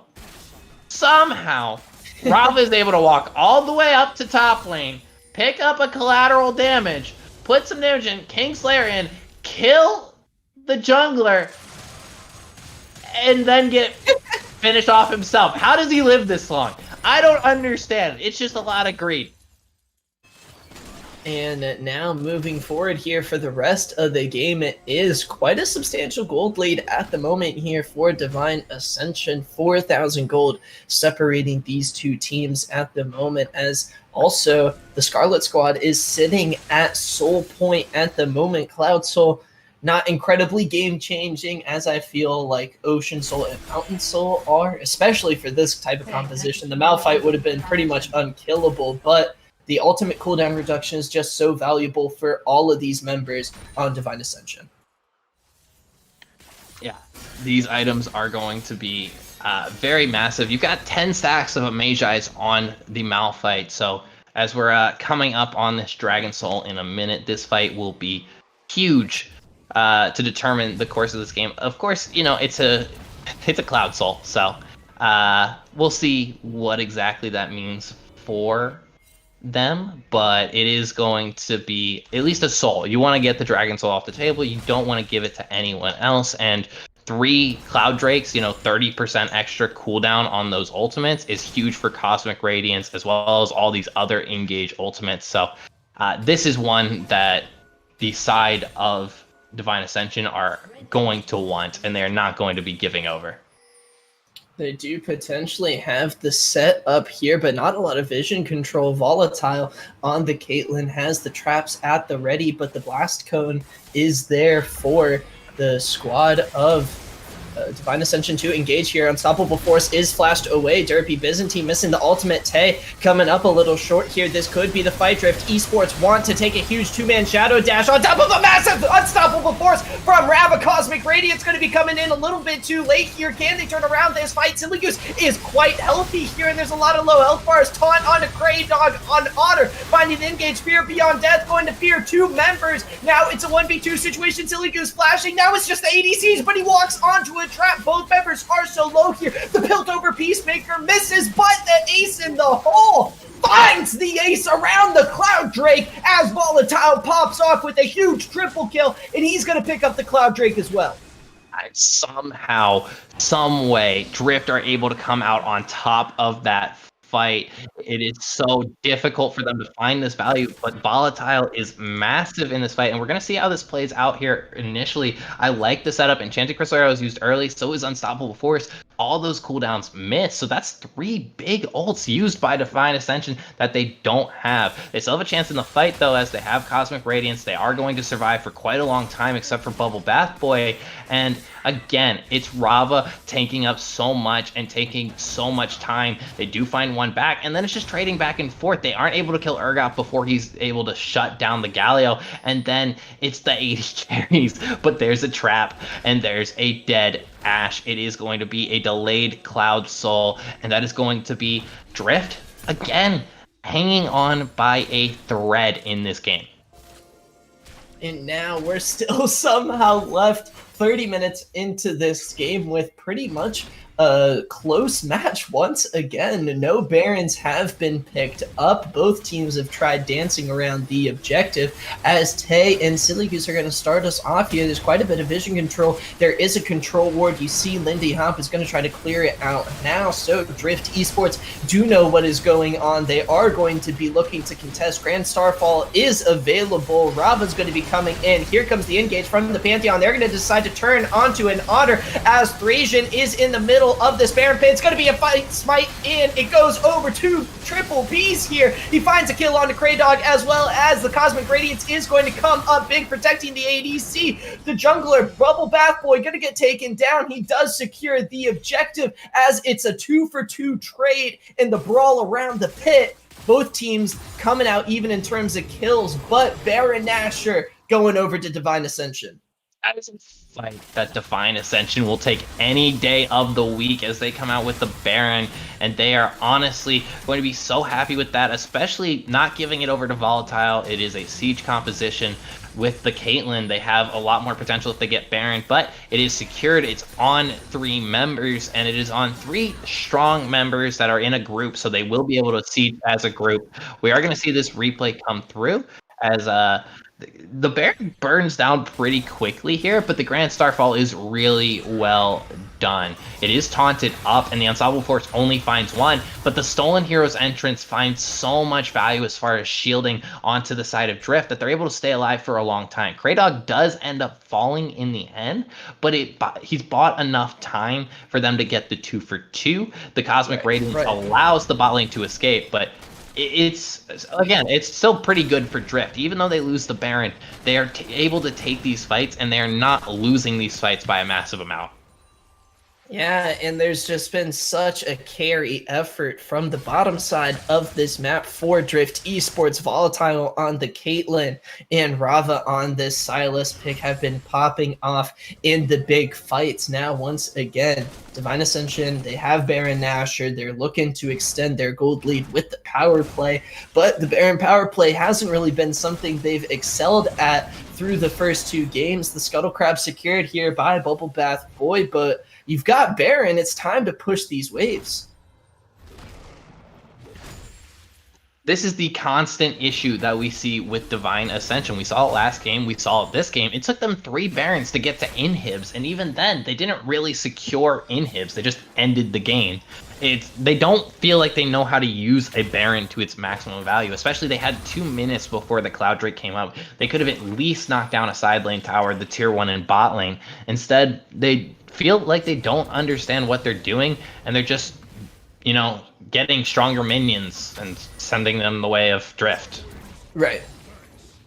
Exactly. And at this point, no Morellos for Rava at the moment. The Silas hitting 3 items already. No Rabadons completed either. Quite the assortment. Yeah, quite the assortment at the moment. We do see a big level difference for the top side of the map in favor of Divine Ascension. And once again, Valley, we're going to be getting a fight around the dragon. There will be a fight around the dragon, and interestingly, it is a Mercurial Scimitar for the Caitlyn. Ooh, watch not the teleport here. Ideal play. We could have a teleport. There's 2 on the flank here for Drift, so this is a pincer maneuver. They have the hawk shot does and lands the Enchanted Crystal arrow on top, and Otter just has nowhere to go. He is so caught out. The collateral damage plus the auto attack from Silly Goose going to finish him off. Kraydog getting a little potential greedy there to try to clear that control ward. Does get it, but barely escapes. Now we see the Cloud Drake is started up here. Silly Goose and Bubble Bath Boy do want this objective. This might go in the way of Divine the last time, and it once again goes their way. Thracian tries to go into the pit. It's looking like he wants to go out now as a huge fight around the Cloud Drake. Divine Ascension, they have found themselves 2 kills, and they're going to be pushing on the base. They don't have Baron, but this might be enough for them to find a good push. That you're going to get off of ultimates now with the extra speed boost when those ultimates are used is going to be massive for Divine Ascension. They knock down this first inhibitor, and it looks like they're trying to end. They can't knock down any of the other inhibs. They are looking to finish this game right now. They have all their ultimates once again available. Here comes an Otter looking for the engage. Ravo with the unstoppable force, but the Cosmic Radiance is going to be coming down. All 5 members star-studded right now in this map as Silly Goose is drilling into everyone. The Ranger's focus is very much online. That's 3. He's looking for 4. The volley does find its mark, and that's going to be a huge quadra kill. Silly Goose, can he find the Penta? Thracian is the last stand. He's going up against all 5, and Silly Goose the pentakill to secure this series. He's got himself a clean 2-0 to start off the mid-league. Game 1, week 1, season 1. It was an exciting match, and it was back and forth. But at the end of the day, Divine Ascension ascend like the gods they are. The Cosmic Radiance has blessed them as the Galio fell from the sky, and the pentakill to finish it off for Silly Goose. Beautiful. Just so well done by them. They know what limits to push, and while it may not have been the cleanest, they come out with a 2-0 victory. They have a lot that they can learn from these games, but they also have a lot to be proud of, and honestly, I couldn't have been more happy with the games that we got, Mac. Yeah, I don't have any much to add to that point. Both of these teams pretty much gave us everything we wanted out of a League of Legends series, and they managed to do so in only 2 games. Divine Ascension and Drift Esports finishing off here. Divine Ascension managing to get the clean sweep here. They had a lot of success in the early game. They seemed to struggle a little bit in the late game, especially when they got Baron online for themselves. Really no huge power plays. It was funny enough, after Baron ended, they got the Cloud Soul and finally got that push they were looking for. Now I'm really just going to be looking for them to extend their prowess in the early game, which is usually the hard part of League of Legends, into that late game shot calling. We'll have to see how they develop. On the other side of things, if you look at Drift, they had a lot of good things. They're a scrappy team. They have a lot of places that they can make themselves cleaner in that early game, pushing advantages, especially team fighting. But it will be, they will fall in week 1. But it's a long season, There's a lot of time and a lot of potential for them to shore up those weaknesses, fill those holes, and come back and be a really strong team in this league. So we'll have to wait and see, but that is going to be the end of the game and the end of the series, and props where props are due. Divine Ascension comes out on top. Yeah, we are going to head over to the doctor's analyst desk for his diagnosis. We are going to see if any of the teams do have a game 3 to be had. If so, that game will be on stream. If all of the series is ended in a 2-0, that'll be it for me tonight. So hopefully see you guys in just a little bit. But until then, let's head over to the doc. Welcome back to the desk, everybody. It's the Doctor and Ashley breaking it all down for you tonight. And yeah, what a kind of better game, I'm going to say right off the bat. I think that Divine Ascension came in again, once again, really solid plan. Everything's slotting together. And Drift came in with a little bit more cohesive of a plan, and they played it much, much better than they saw in game 1. Yeah, they at least performed better in this early to mid game, right? There's still a lot of the glaring weaknesses that we talked about from game 1, draft, team comp cohesion, and some of their team fighting. But at the end of the day, they didn't look horrible, right? There's 2-0s where you're like, wow, that was a stomp. That team just got demolished. This was not the case for this game, right? The scoreline is 2-0, but if you look at the games, it was a lot closer than anyone just looking at the score would probably think. Yeah, and I think something that I touched on in Champion Select that I think really, really directed how this last game was going to go was the support picks. We saw Kraydog pick up the Pantheon to steal it away from Lindy Hop, who then picked up the Taric. And I was like, Taric's kind of funky to work with. But every single time Kraydog went for a stun, the Dazzle was up, the Dazzle was ready, and just reopened so many opportunities for Defiant Ascension to just win team fights throughout the entire game that it was just such a smart counter pick, and it felt so practiced.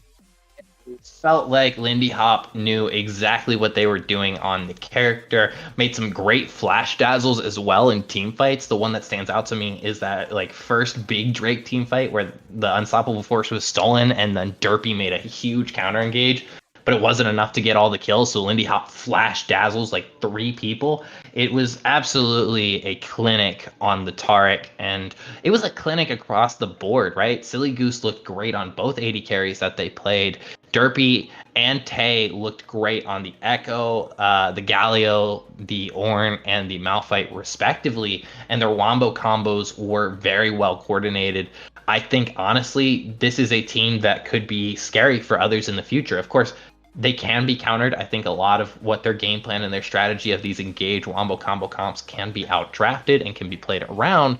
But if this is where they're starting at, and if they only get better from here, Divine Ascension Scarlet is a team to be worried about. Yeah, and I think that Drift could be scary as well. I really would like to see some expansion for the jungle position. I know we only saw 2 games tonight, but it was 2 back-to-back games of a jungle Shen that just didn't seem to have the impact that they wanted. I mean, they had 13 kill participation, which is pretty good when you look at the rest of the squad. But overall, I think between the Sejuani and the Graves, you just saw more. And so I think that if Drift can get a more meta jungler and combo it with the rest of what they have going on and allow that jungler to impact those solo lanes a bit more, I think Rava and Anod both had pretty strong showings, especially in the second game here, that if you can enable them with a strong jungle pick, I think that team looks so much more cohesive and so much better. I agree with you more. Again, for me, it comes down to the team comp, right? It's when you get this roster a solid team comp and you go over a little bit of how to play these team fights out just a tad bit better, they're taking games off anyone in this league. That's my personal belief. I think is once they're all on the same page with a team comp that synergizes well, they are a force to be reckoned with. So I'm excited to see how the mid league continues to play out. This was, again, week 1, game 1 of season 1. So, I mean, we're looking at a long season and a lot of exciting matches. So to start off with a banger like this one was fantastic. Yeah, I am super excited to see how these teams develop and evolve. And as we come into week 2, we are going to be able to see how the other teams tonight fared. But for us here at the desk, that is going to do it for us tonight. Thank you, everybody who tuned in. Be sure to check the socials. They're down below. Everything you need to know about the league and any other events that we have going on are available both on Twitter and on the Discord. So be sure to get involved with those so you can stay up to date on all of the excellence information coming your way. But for us, again, once again, that is going to do it, and we'll catch you next week.